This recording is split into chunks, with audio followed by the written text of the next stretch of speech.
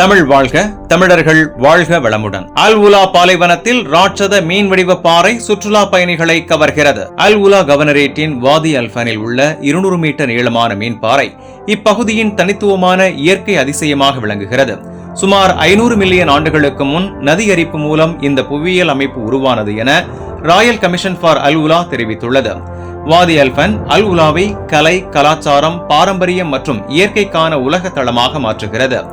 இப்பகுதியில் மீன் பாறை உட்பட யானைப்பாறை, முகப்பாறை, வளைவு பாறை, காளான் பாறைகள், நடனப்பாறை போன்ற தனித்துவமான பாறை அமைப்புகள் சுற்றுலா சிறப்பை அதிகரிக்கின்றன.